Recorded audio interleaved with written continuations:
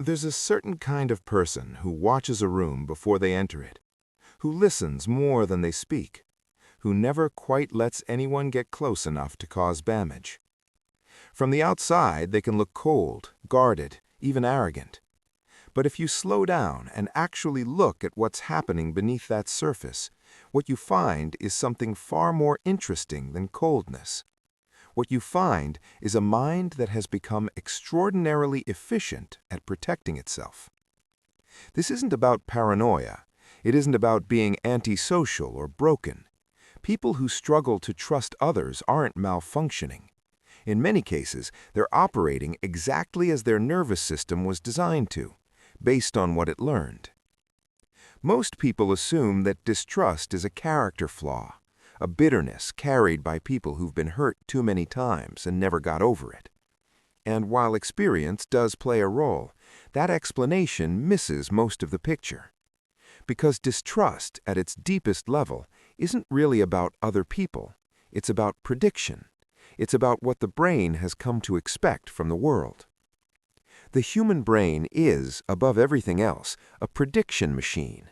It doesn't experience reality as it happens. It constantly builds models of what's likely to happen next based on what has happened before. This is efficient. It conserves energy. It keeps you safe. And when a person's early or repeated experiences involve betrayal, inconsistency, or emotional unpredictability, the brain doesn't conclude that those specific people were unsafe. It updates its general model. It begins predicting that people, as a category, are unreliable. This is where neuroscience becomes important. Trust, at a biological level, is heavily mediated by oxytocin, a neuropeptide involved in social bonding, emotional safety, and what researchers sometimes call the tend and befriend response. In environments where trust is repeatedly violated, the systems that regulate oxytocin release can become dysregulated, not permanently and not irreversibly, but meaningfully. The brain essentially recalibrates.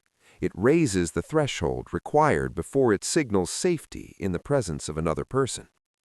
A 2018 study examining early relational experiences found that individuals raised in environments with low emotional consistency showed measurably different patterns of social threat detection in adulthood. Their brains were faster to register potential rejection, more alert to subtle shifts in tone or behavior, not because they were damaged, but because they had been trained by their environment to pay closer attention. This is a crucial distinction. What often looks like distrust is actually heightened perception. People who trust no one tend to be extraordinarily good at reading people. They notice the micro-expressions, the inconsistencies between what someone says and how they say it, the small behavioral patterns that most people glide past without registering.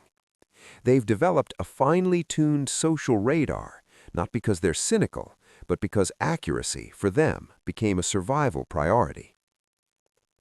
That doesn't make the strategy without cost, because the same vigilance that protects a person from being blindsided also prevents the kind of sustained openness that intimacy requires. Genuine connection demands a temporary suspension of certainty. It asks you to remain uncertain about another person's intentions and to stay anyway. For someone whose nervous system has learned to treat uncertainty as danger, that's not a small ask. It's a significant neurological override. There's also something happening at the level of identity. People who've spent years operating with low trust often build a very self-sufficient sense of self. They become capable, independent, and in many ways remarkably resilient. But that self-sufficiency can quietly calcify into an identity. And once distrust becomes part of how a person understands themselves, once it becomes, "I'm just not someone who relies on others," it shifts from being a behavioral pattern into a belief system. And belief systems are far harder to update than habits. Here's the part that tends to reframe things for people. The opposite of trust isn't distrust. The opposite of trust is control. When we trust, we accept that we cannot fully control an outcome involving another person. We accept uncertainty. We accept the possibility of being disappointed or hurt or let down. People who struggle to trust aren't afraid of other people exactly. They're afraid of that uncertainty, of what it feels like to need something from someone and not know whether it will be there. This is worth sitting with because it shifts the entire conversation. It stops being about suspicion of others and starts being about a very human difficulty with vulnerability. And when you see it that way, the person who trusts no one stops looking like a cynic and starts looking like someone who's simply very aware of how much loss can cost. What's particularly interesting is how this pattern intersects with modern life. We live in a cultural moment that simultaneously tells people to be vulnerable and protect your energy, that celebrates self-sufficiency while diagnosing emotional unavailability. The messaging is genuinely contradictory, and for people who already find trust difficult, that contradiction doesn't help. If anything, it gives the pattern more intellectual cover. Distrust can dress up as discernment. Guardedness can call itself boundaries. Neither of those things is wrong exactly, but there's a difference between a boundary you've chosen and a wall you can't take down. There's also a social dimension here that rarely gets discussed.